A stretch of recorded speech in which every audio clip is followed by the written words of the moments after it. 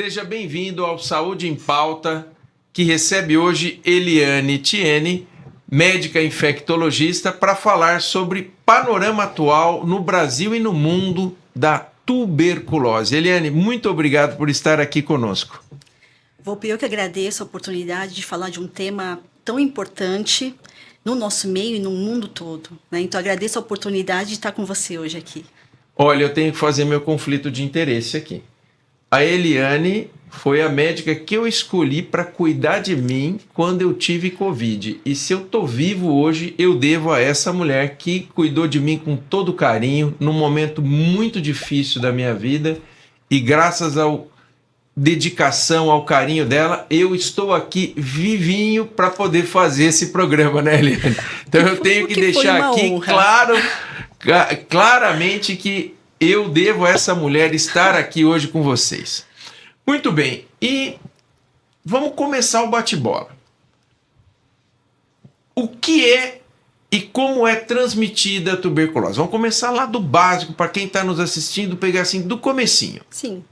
Tuberculose é uma doença infecto-contagiosa de alta transmissibilidade, que acomete principalmente pulmões, na sua grande maioria das vezes, mas também podemos ter tuberculose em qualquer órgão, né? Em qualquer órgão, assim, pele, ou seja, extrapulmonar, pulmonar, em qualquer órgão, então a gente pode ter tuberculose. Tá. E ela como que se transmite? Se transmite pelo ar, por aerosol mesmo, não são gotículas, porque o tamanho do micro-organismo é extremamente pequeno, então ele permanece no ar, né, quando alguém que tenha tuberculose pulmonar, ou então extrapulmonar, que esteja eliminando a bactéria no ambiente, essa bactéria fica em suspensão durante até 1 a 2 horas. Ela fica em suspensão pelo tamanho que ela tem, porque ela aerosoliza. Então, são pela aerosolização da respiração, das gotículas, né? Tá. Então, a transmissão se dá pelo ar, principalmente. Então, é o contato com alguém que está contaminado. Exato. Através do ar, essa pessoa acaba, então, contraindo, inalando. Exato. E quais os principais sintomas da tuberculose? Os sintomas clássicos, né, da tuberculose pulmonar, que é a mais prevalente, é a tosse por 2 ou 3 semanas ou mais, com secreção, febre, acompanhada de febre, perda de peso, prostração, queda do estado geral, né? Então, esses são os principais sintomas. No entanto, nós não podemos aguardar e esperar que alguém tenha esses sintomas para que a gente venha a fazer o diagnóstico. Tá.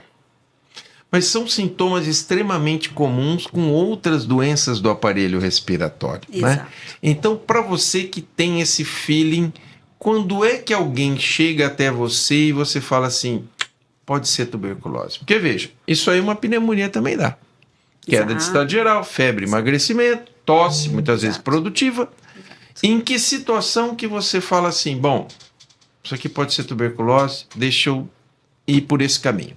Tá. Primeiro, epidemiologia, contato, né? Uma pessoa vem com uma história de, tive tosse, tive febre, estou emagrecendo.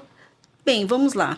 Contatos prévios, imunização. Então, a gente tem que começar a história, como a gente aprende, né? Já no terceiro ano de medicina. Uma boa história, né? Tirar do paciente tudo que ele pode oferecer. Tá. Então, quando começou, como começou, tomou alguma medicação e não melhorou, não houve resultado. Então, tomei um antibiótico e não melhorei. Estou tomando antitérmico e não estou melhorando. Tá. Né? Então, primeiro quadro clínico, anamnese, exame físico. Epidemiologia, contatos prévios, vacinação, contato com alguém que estava doente ou não, né? Situações de vida, hábitos de vida. Então, nutrição. Situação social também, né? Situação social extremamente importante. Assim, é alguém que esteve preso, por exemplo, pertenceu a uma população carcerária? Não. Que são... Algum tipo de confinamento, né? Qualquer confinamento. Teve alguma doença prévia? Toma alguma medicação que cause imunossupressão, que baixe sua imunidade? Então, Todos esses são fatores que você junta e faz uma hipótese diagnóstica. Tá. Daí você parte para o básico do básico, que é um raio-x ou então até uma tomografia. Tá. Nós temos na nossa história Dom Pedro I morreu de tuberculose. Simão Bolívar morreu de tuberculose. Nós temos vários grandes personagens. Manuel Bandeira, tuberculose. Então, veja, a tuberculose ela sempre esteve presente na vida do brasileiro ou do latino, como no caso do Simão Bolívar. Eu te pergunto, hoje, qual é a situação atual da tuberculose no Brasil? Ela está controlada? Como que está a tuberculose no nosso panorama? Estamos melhorando, vamos dizer. O Brasil está melhorando e está à frente de muitos países. No entanto, vamos lá. Em 2023, a Organização Mundial de Saúde publicou os países de maior prevalência de casos de tuberculose. Né? Nós estamos por volta do número 17. Puxa vida, no mundo, então, nós mundo, temos muita tuberculose. Temos muito, mas estamos melhorando. Né? Tá. Os 8 países primeiros, né? Então seria Bangladesh, China, Índia, República Nacional do Congo, Indonésia, Tailândia. Ou seja, são países onde você tem uma grande população e que... Confinados, sim, né? Confinadas, exatamente. Tá. E que muitos sofrem de pobreza. A situação sanitária interfere também muito, né, nutricional. Por isso que até o século XIX, mais ou menos, era chamada de uma doença, por isso chamada de doença tísica, né? Uhum. Porque consumia, porque perdia-se muito peso e afinava. Então, vem do grego. Um estigma, né? E tem um estigma. Depois fulano foi chamado... é tuberculoso. Exato, fulano tísico. Teve tuberculose. Né? Tísico. E depois foi chamada doença do boêmio, né? Sim. Porque muitos escritores, pessoas que viviam na noite tiveram tuberculose, mas por causa do confinamento, porque estava muito relacionado a bebidas, né? A consumo de álcool. Então, bebia-se muito, comia-se mal, né? Numa dada época, então desenvolvia tuberculose. E como é de alta transmissibilidade, então um transmitia ao outro. Tá. Então, assim, hoje em dia, então, voltando para a tua pergunta, Volpe, como é que estamos hoje, o Brasil? O Brasil tem uma incidência extremamente elevada de casos de tuberculose. Então, ano passado, nós tivemos cerca de 80 mil casos novos. 80 mil casos novos. Nossa, é muita gente. Casos novos de tuberculose. É muita gente. Se a gente vê o panorama mundo, no mundo todo, cerca de 10 milhões de pessoas são diagnosticadas por tuberculose. 10 milhões. Puxa vida, são números que eu não tinha ideia que eram tão grandes. São números muito altos, né? E desses 10 milhões, obviamente que nem todos foram diagnosticados e tratados a tempo. Tá. Né? Então, muitos morreram. A gente tem uma taxa de letalidade em torno de 2% a 3%. Ou seja, ainda se morre de tuberculose, ainda de consequências da tuberculose. Sim, e muito de tuberculose. Isso não é raro. Em pleno século XXI... O que a gente fala assim, quais os sintomas? Sintomas são esses, são clássicos. Então, onde você lê quais são os sintomas de tuberculose, é aquilo tosse a mais de 2 ou 3 semanas, com febre e perda de peso. Não é isso que a gente vê no dia a dia, no nosso dia a dia do nosso consultório. Né? Sim. Então, o diagnóstico não é tão fácil. O acesso existe, medicações existem, existe no Sistema Único de Saúde, sim, disponível, mas o acesso ainda é um pouco restrito, sabe? O diagnóstico ainda é tardio. Ou seja, nós precisaríamos, então, melhorar o nosso diagnóstico. A gente tem que pensar mais na existência dessa doença para procurar e poder ajudar essa pessoa que busca ajuda. Exatamente. Tá. Então, o profissional de saúde, todos os profissionais de saúde, eles têm que estar treinados a detectar. Pensar na doença, né? Pensar na doença. E não procurar os sintomas clássicos, ir a fundo. Então, por isso a gente às vezes precisa de outros recursos diagnósticos, não só um exame de imagem, mas biópsias, tomografias, né, exames de broncoscopias, ou seja, nós precisamos ter outros recursos diagnósticos para nos auxiliar. E a gente tem que ter bons laboratórios. Sim, isso é um ponto Bons chave, porque laboratórios. se você manda o material e o laboratório Exato. não tem qualidade, Exato. você pode ter a evidência ali, mas se Exato. perder. Né? Exato. O papel do escarro, ainda se usa escarro para o diagnóstico de tuberculose? Ainda é o principal forma de diagnóstico é pelo escarro. Ainda assim, 3 amostras de escarros em dias consecutivos, né? Em dias diferentes, e manda para análise. Obviamente que não é preciso esperar um BK, ou um BAR, ou um exame de escarro positivo para que você pense na tuberculose. Tá. Muitas vezes a gente tem um escarro negativo Sim. e um exame de imagem compatível, e isso te dá... É aquela situação, né, que você tem que somar as coisas, né? Exato. Porque às vezes vem um escarro negativo, você fala, bom, então não é. Mas aí você pega uma tomografia, você olha e fala, não pode não ser, né? Até porque há uma diferença de apresentação entre o paciente, entre a pessoa que é imunocompetente e a pessoa que é imunodeprimida. Tá. Os imunocompetentes fazem formas pulmonares, então a gente vai falar de pulmão, que é o que mais transmite, Tá. e é o principal, né? Então, tem apresentações diferentes no pulmão. E o imunodeprimido, ele vai fazer aquela forma paucibacilar, ou seja, pouco bacilo com muita doença. Porque a resposta imunológica dele está baixa. Tá. E nesses imunodeprimidos, né, a gente fala aí de quem? De HIVs, pacientes que vivem com HIV/AIDS. Pacientes transplantados que usam imunossupressor. Exato. Reumatológicos. Reumatológicos, que faz parte da doença tomar. Exatamente. Exato. Então, eles vão ter apresentações muito diferentes, que vão ser pouco bacilíferos. E quando ele é pouco bacilífero, e o seu exame de escarro, ele é negativo, mas sua imagem tomográfica, radiológica, ele é muito compatível, ele é muito sugestivo. Então, a gente consegue tratar assim, dessa forma, sem ter o escarro positivo. Sabe o que eu acho muito interessante, Eliane? E eu acho muito bonito isso. O infectologista, ele tem que entender muito de clínica geral, né? Ele tem que entender de tudo. Ele tem que saber de cardioendócrino, pneumo, gastro, dermato, porque tudo pode ter infecção. Então, na verdade, você acaba tendo que ser um grande clínico para ser um bom infectologista, né? Acho que a gente tem que ser um pouco intrometido. Olha, eu acho sensacional isso, intrometido. viu? E aqui, voltando um pouquinho para aquele nosso Papo Brasil, quais as regiões do Brasil em que a tuberculose é mais prevalente? Regiões, a gente tem que pensar em situações. Vamos então nesse caminho. Né? Situações. Em situações. Tá. Situações de periferia, onde a gente tem uma população malnutrida. Então, lógico, nós temos população malnutrida em país inteiro. Então, a gente pode pensar em áreas de Nordeste, extremo Nordeste, né? Área Norte.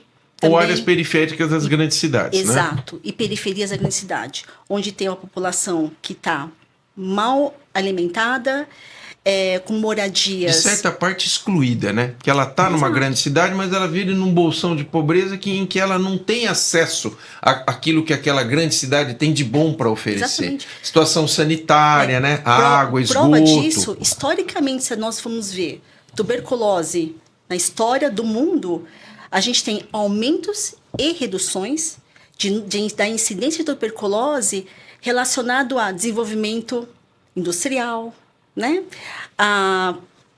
Depois da peste, ou seja, quando nós tivemos um número muito grande da população passando fome, é que a gente teve um aumento muito grande de tuberculose. Quando houve, então, uma melhoria da alimentação no mundo todo, e da tecnologia, e da situação econômica nos países, a gente tem uma melhora.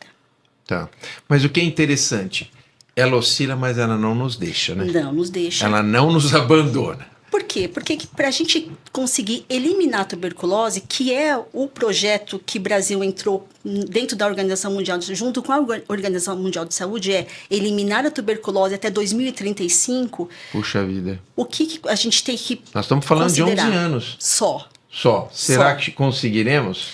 Não, nós estamos reduzindo. Sim. Mas ainda... Erradicar eu acho difícil. Né? Erradicar vai ser difícil, porque a gente precisa diagnosticar, tratar e prevenir.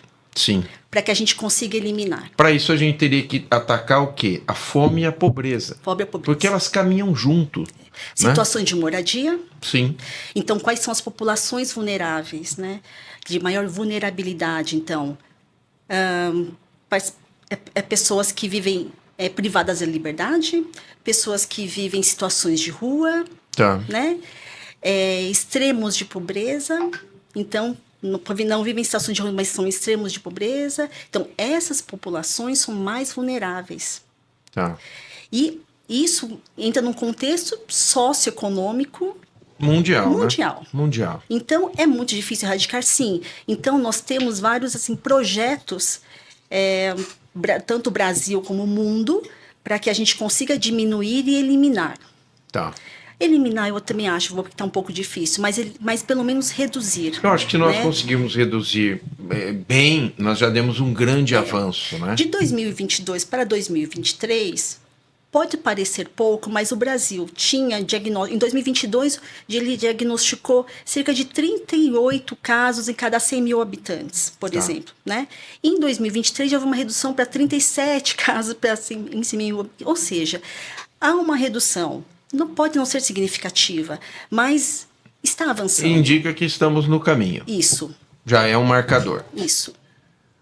Bom, você falou dos grupos de risco vulneráveis e agora vamos falar um pouco do mundo. Como que a pandemia de Covid afetou o tratamento da tuberculose?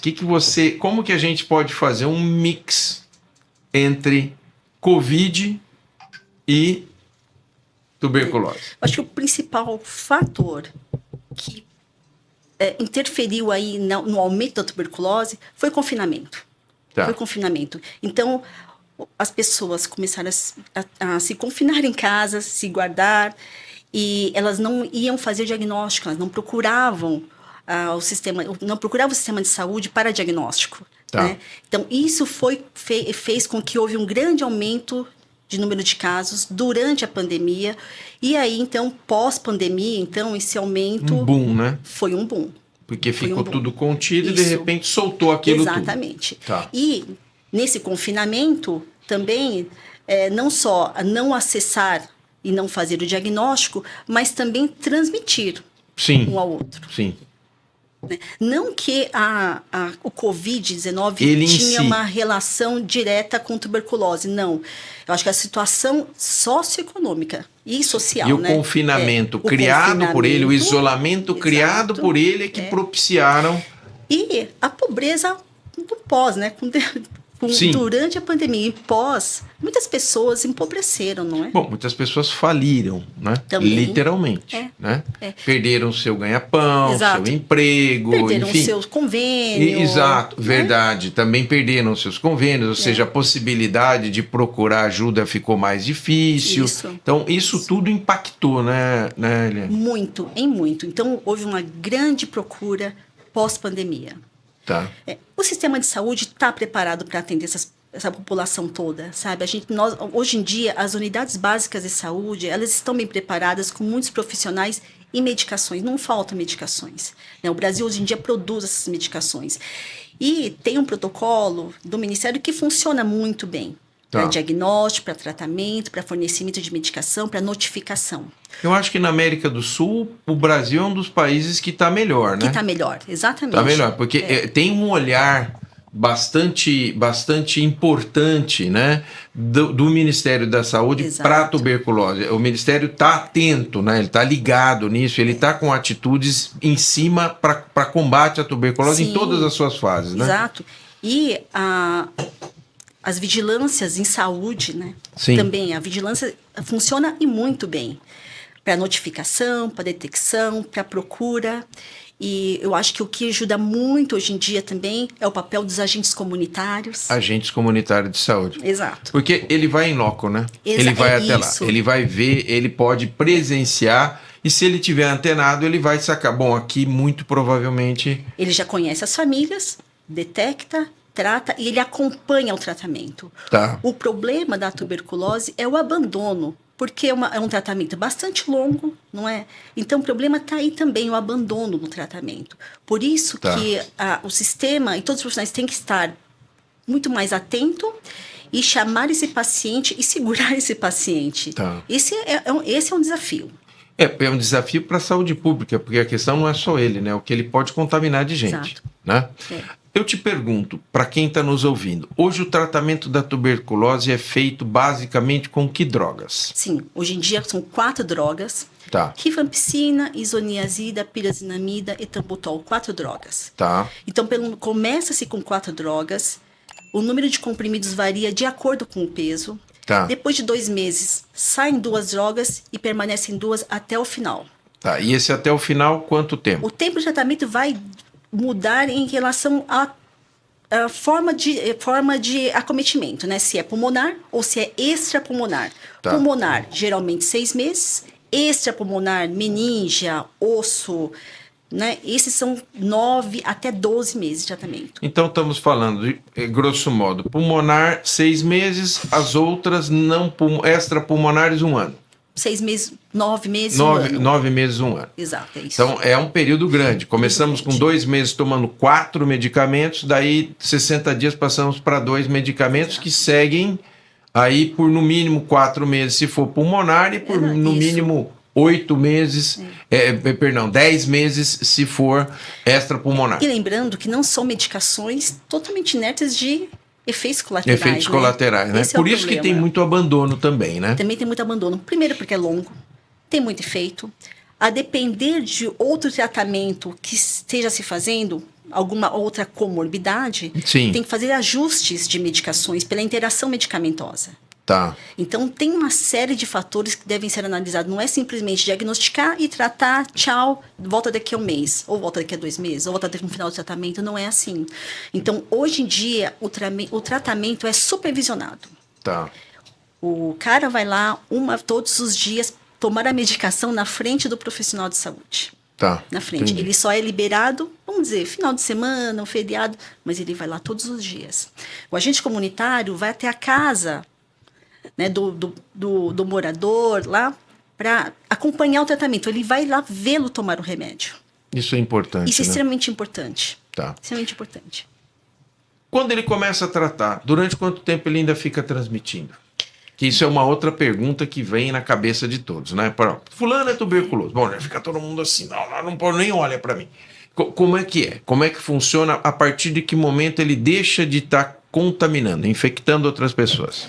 O imunocompetente, por volta de 2 semanas. Ele de tratamento. De tratamento. 15 dias. 15 dias. Ele deixa de ser transmissível. Agora, o imunodeprimido varia. O imunodeprimido pode levar 3 semanas, 4 semanas. Por isso,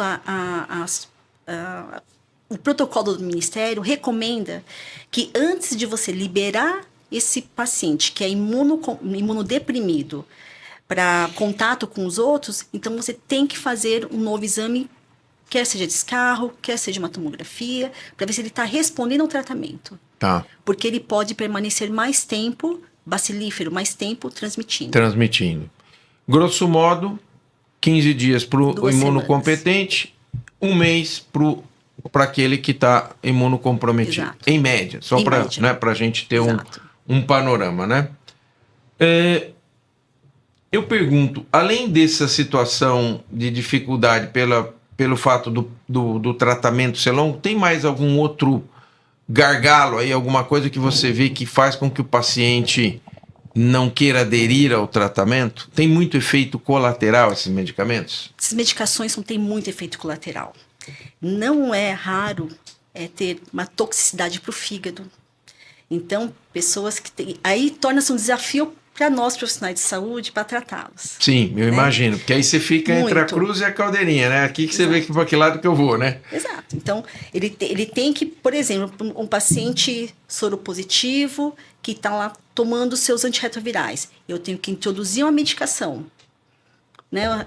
O tratamento para tuberculose. 80% deles podem já ter reação.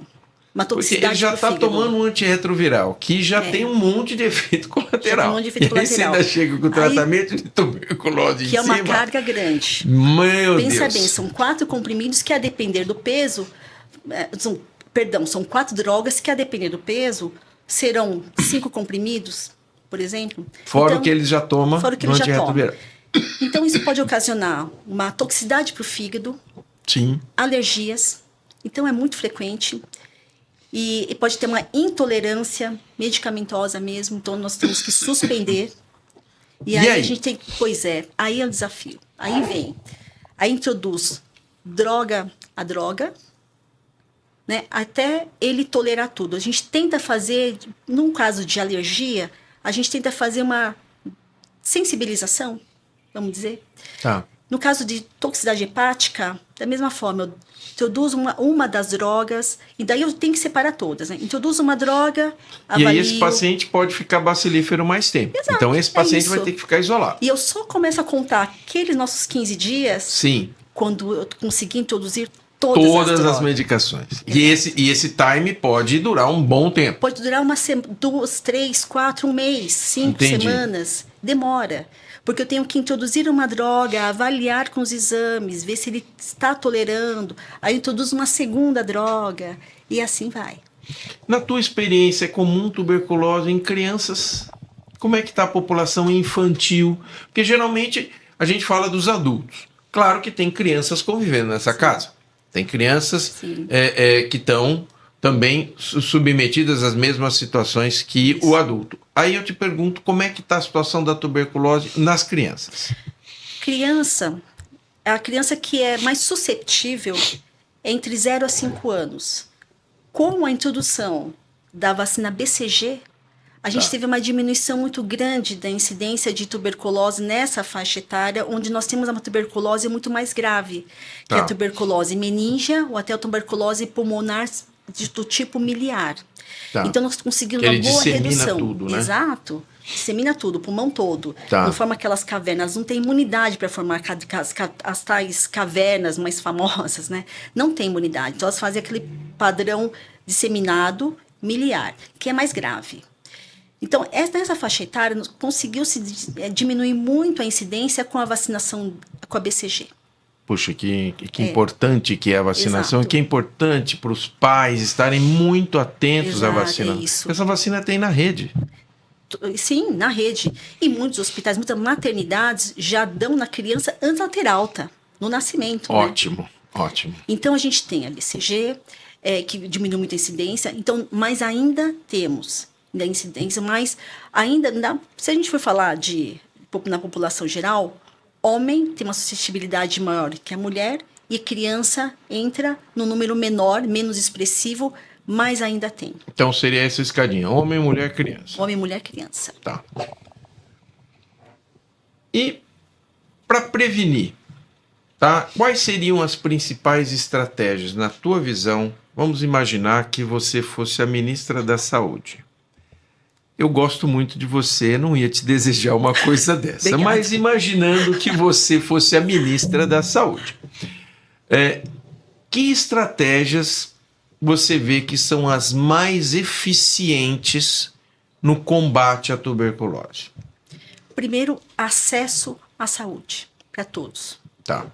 Né? Uma população que tenha acesso a medidas preventivas, e medidas preventivas entra desde a infância, com imunização, com controle cuidados anual, básicos de higiene. Tudo isso, cuidados básicos, a alimentação. Sim, a desnutrição é um problema. É um problema. Então, primeiro acesso à saúde, melhora na alimentação, uma alimentação mais saudável desde a infância. Portanto, né? E quando a gente fala de saúde, a gente fala também de imunização, então, que a gente estava falando de falar. Imunização. Diagnóstico, o preparo do profissional de saúde em fazer o diagnóstico e o preparo da saúde pública em fazer o diagnóstico em relação a imagem, em relação a laboratório. Tá. Né?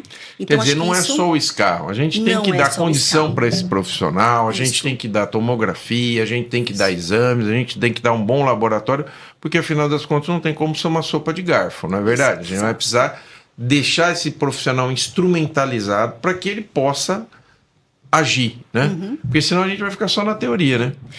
Eu acho que entra aí também treinamento do profissional. Tá. Então, treinamento. Diagnosticar, não esperar esses sintomas clássicos, que eles não existem, né? Só tá no livro, né? Só tá no livro, não é isso que a gente vê? Assim, poxa vida, quantas vezes a gente pensa, a gente olha diagnostica uma patologia e fala assim, nossa, não era assim que eu aprendi. Sim. Não era assim quando eu estudei. Sim, né? sem dúvida. E tuberculose, pelo menos, eu vou te falar assim, pelo menos os últimos casos, assim, nenhum veio com esses sintomas clássicos. Nenhum. E eu tratei muito do ano passado para esse ano. Nenhum vem com esse sintoma clássico. Geralmente é um paciente que achou um nódulo no pulmão, falaram que era um câncer, fez uma biópsia e era uma tuberculose. Olha só. Muitos casos assim, né? Então, se ele não tivesse feito um raio-x, se ele não tivesse feito uma tomografia, se ele não tivesse acesso a uma biópsia, às vezes uma biópsia percutânea, uma biópsia, né, ou transbrônquica, não precisa ser uma biópsia aberta, mas muitos não têm esse acesso. Entendo. Né? Então, o treinar o profissional para identificar. E uma coisa principal que a gente ainda precisa evoluir é na prevenção. Isso em qualquer doença, inclusive nessa. Prevenção. Tá. Então, tem um contato, foi exposto, você é susceptível a medicações para prevenção. Tá. Então, no último ano, nós tivemos um aumento substancial, um aumento significativo na prevenção, que se faz com 2 drogas. Uma delas é a isoniazida, que se usa no tratamento, mas usa-se também na prevenção, junto com a rifapentina, uma droga desenvolvida para prevenção. A prevenção seria naquele que teve contato com alguém que positivou. Exato, e é susceptível. Tá. Então, por exemplo, faço um tratamento reumatológico, tive contato, nem sempre a gente sabe que teve contato. Então, há formas de diagnosticar uma sensibilização prévia, ou um contato prévio, ou então uma tuberculose latente, que a gente chama, e fazer a prevenção com a medicação para que eu não venha a desenvolver a doença. Tá. Então, a prevenção é extremamente importante. Se eu não fiz o diagnóstico, então eu vou ter mais pessoas que são susceptíveis e que tiveram contato, que têm um potencial grande de desenvolver a doença. Tá. Se eu conseguir detectar essas pessoas e fazer uma profilaxia, uma prevenção, eu diminuo muito a incidência da doença. Tá. Você corta as pernas da doença, né? Ela Isso. fica restrita àquele que está positivo e ele não consegue passar porque você preveniu as pessoas que tiveram em contato. Eu diminuo a circulação dela. Sim. Eu diagnostiquei, tratei, eu preveni, né? Eu diagnostiquei o susceptível e fiz a prevenção, então diminua a circulação. Claro, claro. Então sem eu dúvida. terei menos pessoas em contato, menos pessoas susceptíveis, menos pessoas doentes.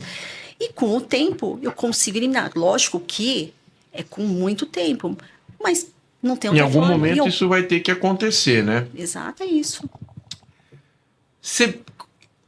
Nós já falamos um pouco disso. Então, a questão da vacinação, então, você diria que é fundamental, particularmente para essas crianças até os 5 anos, né? Sim. Depois dessa idade, não se comprovou benefício na vacinação na adolescente. Houve até um momento muito no passado em que muitos pediatras revacinavam um adolescente ou um pré-adolescente, mas não tinha, os estudos não mostraram nenhum benefício. Era mais off-label. Não mostrou nenhum benefício. Benefício, sim, houve quando começou-se a vacinar em massa crianças, né, no nascimento, os bebês, então você diminui muito a incidência da doença na infância. Tá. Depois nós nos tornamos susceptíveis mesmo. A gente vai tendo uma diminuição desses anticorpos. Então, nós nos tornamos susceptíveis. Tá. Né? Daí a importância de tratar os que foram expostos para a gente começar a diminuir, então, a circulação. Tá. E as consequências? Bom, você trata no seu dia a dia uma tuberculose pulmonar. Como é que fica esse pulmão depois? Tratou, ele recupera bem, ele fica alguma sequela, esse paciente ele fica com alguma pneumopatia crônica, uma vez que adequadamente tratado, ou seja, ele não tem mais tuberculose, mas ele teve tuberculose. Como que funciona isso no mundo real, real world? Pois é, vai ter de tudo um pouco. Então, se eu tenho um diagnóstico precoce e eu não tenho tanta doença pulmonar, então eu tenho um tratamento e uma cura. Eu até brinco, às vezes, quando nós estamos discutindo algum caso, que, olha, parece tuberculose, olha, parece um linfoma, parece alguma outra doença, eu sempre digo, eu prefiro que seja tuberculose, porque tuberculose eu trato e eu curo. Claro. No entanto, se eu tenho um diagnóstico um pouco mais tardio, num paciente que é, digamos, a princípio, imunocompetente, ele faz aquelas cavernas grandes, né? E as cavernas aquelas cavidades grandes acabam não se fechando, aquela cavidade grande, ela pode me trazer um problema no futuro. Ela pode ter uma colonização por uma bola fúngica, então me trazer outras consequências tão grave quanto. Né? Porque pulmão, a gente inala tudo, aspira o contato com o meio externo, né? É o contato. É uma interface. Exato. Então, a gente tem um contato, a gente inala, pode não fazer doença a vida inteira, e mas em algum momento tua imunidade cai por algum motivo, você pode acabar desenvolvendo. Sim. Né? Então, nesse paciente de tuberculose, teve uma destruição do parênquima pulmonar de uma forma muito intensa, e ele acabou que não fazendo aquela cicatrização e não fechando, essa cavidade pode se tornar um problema. Se a cavidade fechar, ok, fica lá uma cicatriz, uma fibrose, nem sempre ele vai se tornar um pneumopata crônico, nem sempre, acabou o problema. Formou bola fúngica, não tem jeito, cirurgia. Sim. A gente vai ter que tirar, né? Tem que tirar. E é isso. Alguns casos, a cavidade é tão intensa, tão grande, tão grande, que pode ter os sangramentos. Sim. É uma complicação. Não era infrequente na história, a gente tem esse caso, Dom Pedro I, Simão Bolívar, hemoptise. Isso. Hemoptise. Na verdade, quando que começou a cair a ficha de que estavam com um problema? Tosse crônica e começaram a escarrar sangue. Isso. Né? Mas aí a doença já está um pouco mais avançada. Bem avançada, muito. Aí já está numa situação bem mais avançada, né? Outro problema é na tuberculose pulmonar do tipo miliar. Sim. Então, aquela tuberculose que se espalha no pulmão bilateral, no paciente que tem uma imunidade mais baixa. E por que se espalha? Porque justamente por ele não ter imunidade, porque é a imunidade que se faz a cavitação, a caverna, porque ele isola, né? Exato. Então, ele não tem, aquilo vai se espalhar. Ele responde pior. Então, ele é pouco bacilífero. Então, o diagnóstico desse paciente é mais difícil. O diagnóstico, então, é mais por imagem, porque a imagem é muito típica. A resposta, frequentemente, é mais difícil e mais demorada, porque justamente esse paciente é um imunodeprimido e ele faz uso de outras medicações. Isso é muito comum no paciente soropositivo. Então, o paciente soropositivo vai fazer essa forma miliar. O paciente reumatológico faz essa forma miliar. No passado, eles faziam um pneumotórax para tratamento da tuberculose, né? Naquele tempo que não tinha nada, eles faziam um pneumotórax achando que colabando o pulmão, você imagina que devia ter cavitações enormes. Né? Então eles achando que colabando aquele pulmão, eles poderiam tratar a doença, né? Até que ponto nós já chegamos na tentativa de combater a tuberculose, né? Houve uma época que eles usavam as medidas higiênico-dietéticas como tratamento. Sim. Higiênico-dietética e mudança de ar. Daí a história dos sanatorinhos. Sim, né? Exatamente. Em locais mais elevados, porque o ar era mais puro. Então, o tratamento consistia em uma dieta, então comer melhor. Acho que daí que vem a mãe que fala, olha, o filho tem que comer bem para sarar, né? Exatamente. Essas coisas. Então, porque as medidas de tratamento eram higiênico-dietéticas. Era uma dieta, era higiene, então viver num local mais limpo e no ar mais puro, digamos. Então, isso caiu, né? Isso depois Não, que... sabidamente, mas você vê até que ponto nós chegamos, né? Para tentar tratar essa doença que vem nos acompanhando de quanto tempo, né? Perspectivas de erradicar a tuberculose no mundo. Você vê alguma... No Brasil nós já sabemos que é difícil, mas o Brasil está em 17º, pelo que você me falou. Tem ainda muita gente na nossa frente. Tem bastante gente na nossa frente, mas não estamos tão bem na fita, né?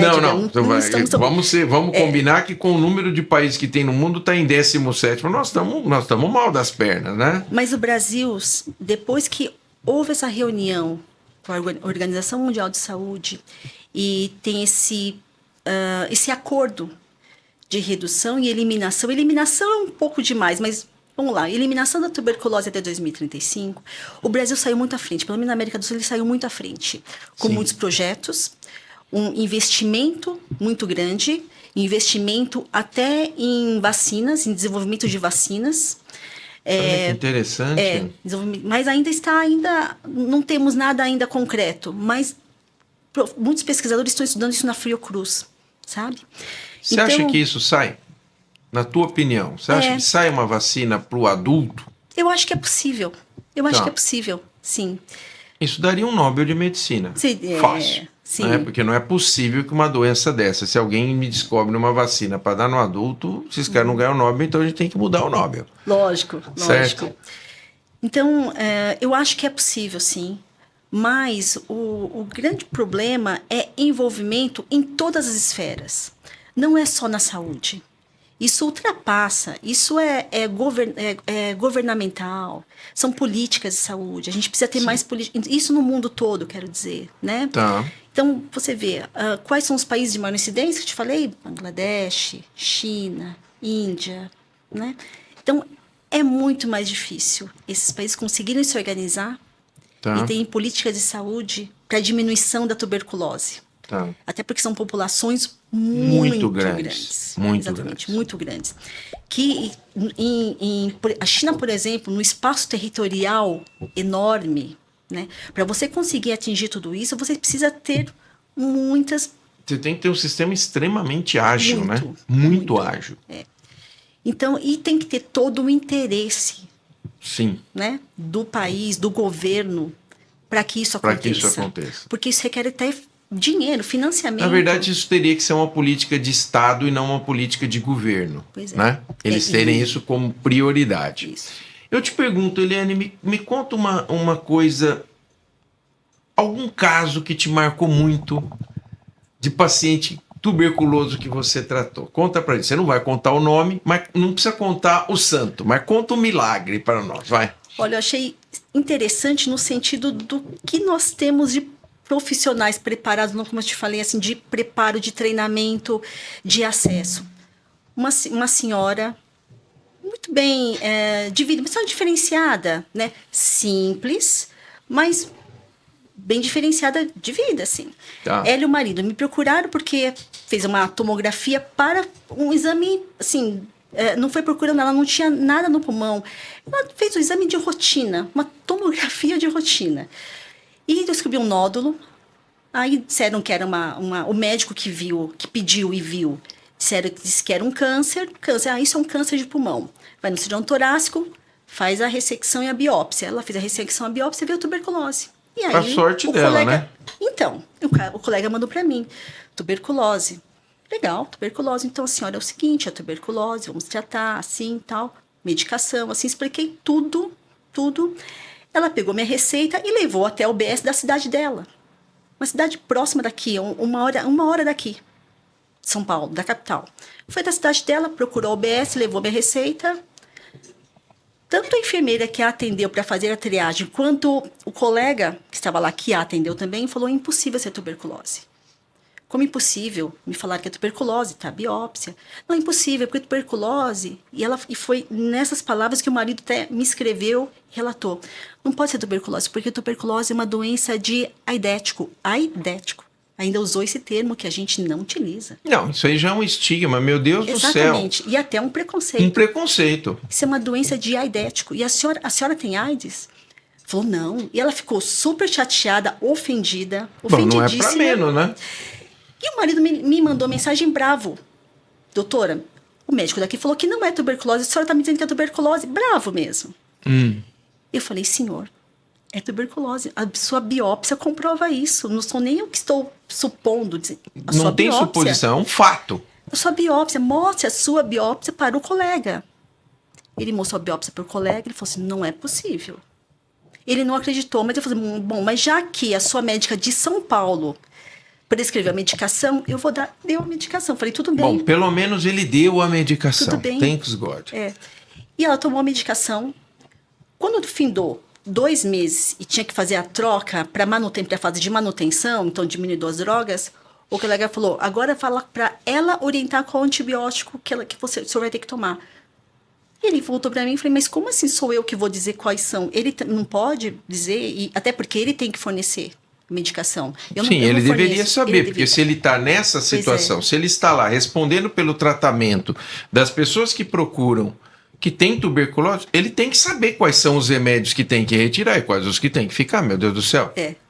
Não, eu tive que mandar, por isso que eu falei, não tem problema, eu mando, sem problema nenhum. Eu mando, ele fornece. Mandei, forneceu, eles vieram, depois só no final do tratamento, eu pedi, bom, então se é assim, vem aqui todos os meses pra gente ver, eu preciso avaliar a senhora, ver os seus exames, se a senhora tá tolerando ou não os remédios. Bem, ele segurou a paciente lá, no interior, não me mandou. Ok. No final ela veio, fez a tomografia de controle no final do tratamento e tinha melhorado, acabou. Mesmo assim ele falou assim, mas não era para ter sumido tudo? Eu falei, tudo o quê, senhor? Tudo que tinha... Não, mas isso aqui é uma cicatriz, ele vai ficar. Ah, bom, então tá bom, então não tem mais tuberculose. Então eu achei muito interessante do começo ao fim, porque primeiro, chutaram... Mostra que ainda nosso sistema tá... Gente, um profissional de saúde falou isso, né? Exato. Primeiro, chutou uma coisa, acertou, que legal, que bom, detectou em tempo, não desenvolveu toda aquela lesão pulmonar, tratamos. Só que quando ela foi pegar a medicação, primeiro é que ela não aceitava, não entendia por que e como ela tinha adquirido tuberculose. Falei, porque não é algo de uma hora para outra que você adquire isso, né? Você tem um contato prévio em algum momento da sua vida e Nós acaba temos artistas famosos, que eu não vou aqui citar o nome, jogadores de futebol que jogaram na seleção brasileira, que tiveram. Então, assim, a situação pode acometer qualquer pessoa. Qualquer pessoa. Tive colegas na faculdade que desenvolveram, né? Então, se a gente pegar na população geral, começar a fazer exames em todo mundo, vamos ver que muita gente vai ter lá um nódulo residual, um nódulo calcificado, residual, de contato prévio com tuberculose. Vai desenvolver? Não, nem sempre. Mas pode desenvolver? Pode. Pode. Então, eu achei muito interessante. Primeiro, ela não aceitava para ela a doença. Sim. Quando ela entendeu que ela estava doente, o colega fez um paralelo infeliz, né? Porque, assim, se eu for dizer, então, se a senhora está tuberculose, então a senhora tem que ter AIDS também, porque senão nós não vamos aceitar esse diagnóstico, né? E aí depois, o cara, então, se ele não sabia, não foi nem estudar. Ele é o único médico de lá, vamos dizer, ele é o único médico lá do posto. Ele não vai, então, nem estudar. Né? Então, eu acho que aí a gente começa a ver assim, poxa, a gente realmente tem um problema. A gente nós estamos falando isso em São Paulo. Né? Nós estamos falando isso aqui. São Paulo. Você imagina isso nesses rincões do Brasil, que situações que devem existir, né? Infelizmente, isso obviamente entra lá naquela nossa conversa do início. Sobre a questão da tuberculose no Brasil, se a gente vai conseguir, quando e como. Eu adoraria, mas eu acho que até 2035 a gente não vai conseguir. E olha que eu sou muito otimista, hein? Sim, eu sou muito otimista em vários aspectos. Acho que 2035 é muito curto, né? É muito curto. Se a gente conseguir sair do 17 e ir lá para o 100º, já tá bom, né? Porque nós temos muitos desafios pela frente. Até pelas populações mais vulneráveis. Sim, não vamos esquecer dos indígenas, entram nessas populações vulneráveis. Então, para que a gente consiga identificar e tratar todo mundo, nosso Brasil é muito grande. Né? Não é falta de medicação, não é isso. Não é falta de medicação, não é falta de recurso diagnóstico, porque nós temos uma medicina muito avançada. Sim. Né? Eu acho que é acesso a essas populações. Sim. E convencer, por exemplo, uma população carcerária de que ele tem que tratar, aderir, e a gente conseguir levar esse tratamento até o final, é um desafio Bom, para se a todo gente mundo. pensar na superpopulação dos presídios, tudo isso aqui já cai por terra, porque numa Isso. cela que tem que ter 5, tem 15, 20. Esse é o desafio. Eles estão amontoados ali numa condição de higiene precaríssima, né? Muitas vezes numa promiscuidade incrível. Então, aí entram em situações muito específicas que são complicadas. E a população de rua que nós temos, então? Sim, que é uma outra situação. Esse é um vulnerável, então, total, né? Porque ele está em contato com todo mundo, ele vai chegar na porta do teu carro, quando você para no semáforo, ele vai te pedir coisa, ele vai conversar com você, e se ele tiver bacilífero, ele vai passar isso para você, sabidamente. E como você tem a adesão dessa pessoa no seu tratamento? Como é que você consegue adesão? Sim, Né? sim. Então, alguns são usuários de drogas, usuários, né, de outras drogas, de bebidas alcoólicas. Então, a gente não consegue a adesão deles para tratar. E a gente precisa disso, o tratamento é diário. Né? A gente tem que manter o nível sanguíneo da medicação para que a gente consiga eficácia. Eu queria te perguntar uma coisa. Pena que nós estamos caminhando por fim, porque eu estou adorando essa conversa.